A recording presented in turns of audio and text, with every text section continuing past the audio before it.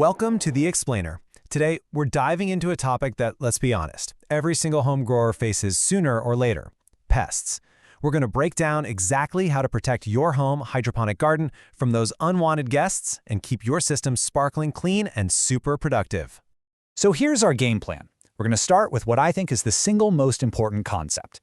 Then we'll pinpoint where these pests are actually coming from. After that, we'll build up our defenses, get to know the most common enemies, and wrap it all up with a simple weekly routine to keep everything running just perfectly.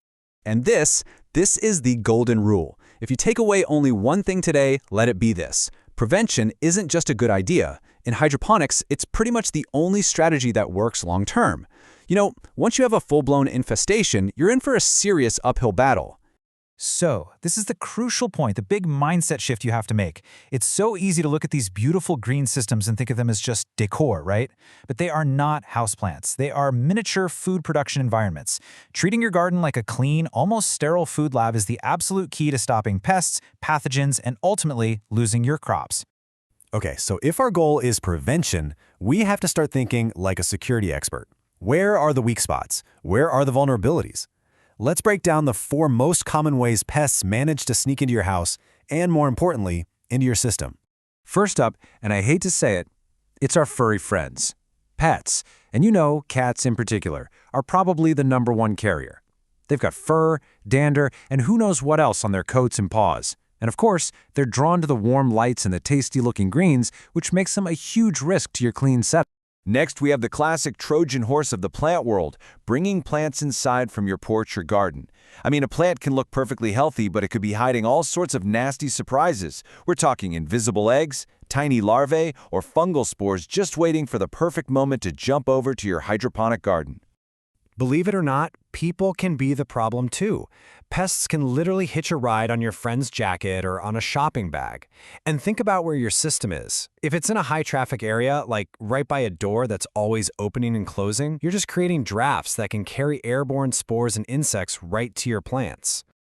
And finally, one that most people never even consider: the produce you bring home from the grocery store. Yep. That fresh bunch of basil or that head of lettuce could be carrying stowaways, little guys like aphids or thrips. And if your hydroponic system is sitting right there on the counter, it's a super easy journey for them to make. Okay, now that we know how the enemy gets in, it's time to build our fortress. Let's look at how we can put together a really solid defense strategy using a mix of physical barriers and some smart environmental controls. This one is absolutely non-negotiable for any new plant you bring home. Before it even gets close to your main system, it needs to be in quarantine for at least 2 to 3 weeks. This is so important for things like bare root strawberries. You isolate it, you rinse it, you inspect it, and you treat it. This simple process can save you from a world of hurt down the line. We can really think about our defenses in 2 ways.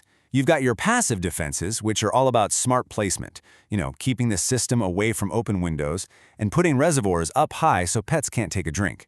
Then you have active defenses, where you're using tools, like a grow tent to create a real barrier, or even just an oscillating fan to make life miserable for any flying pests. Honestly, a grow tent is probably the single best defense you can invest in. It's so much more than just a physical barrier. It's like a complete environmental control unit. It blocks pests and spores, it definitely keeps pets out, and it lets you totally dial in the temperature and humidity to create the perfect little pest-free world for your plants to thrive in. Let's talk about a key environmental concept for a sec: VPD. Now, I know it sounds super technical, but the idea is actually pretty simple. When you manage VPD correctly, you help keep the surfaces of the leaves dry. And what don't fungal diseases like powdery mildew love? Dry leaves. Think of it as a powerful, invisible shield for your plants. All right, to really defend your garden, you got to know what you're up against. So let's do a quick rundown of the usual suspects, the most common culprits you're likely to find trying to make a home in your system.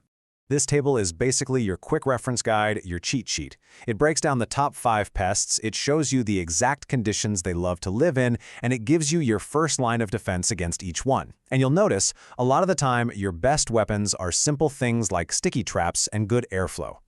So your defenses are up and you know who the enemy is. The final piece of this whole puzzle is just maintenance. And that all comes down to a really simple, repeatable weekly protocol to keep that clean lab environment going. That's it. Just 4 simple steps every week. Sanitize your tools, Do a really close inspection of your plants. Get under those leaves, clean out any filters you have, and give the area a quick wipe down. This little routine reinforces that whole clean lab mindset, and it guarantees you'll catch any tiny issues before they explode into huge infestations. And that brings us right back to where we started. See? It all comes back to that crucial shift in how you think. This isn't just an ornamental plant you're looking at. You are growing food that you and your family are going to eat. And a lot of times, you're going to eat it raw. You have to protect it with the same care you would your kitchen. So the final question I want you to ask yourself is this. Are you protecting your system with the kind of care and cleanliness you'd use in your kitchen? Because when you start doing that, pests, well, they just don't stand a chance.